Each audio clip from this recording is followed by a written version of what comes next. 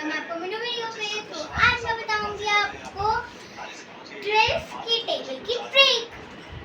तो सबको काउंटिंग तो आती होगी, बट 12 की टेबल में 5 और 11 नहीं आता है।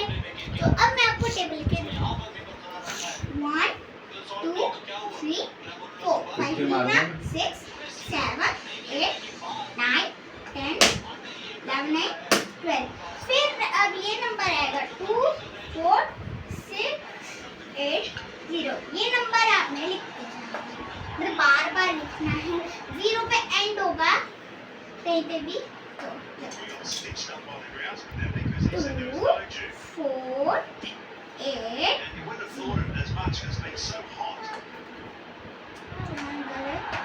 2 4 6 8 0 2 4 6 8 0।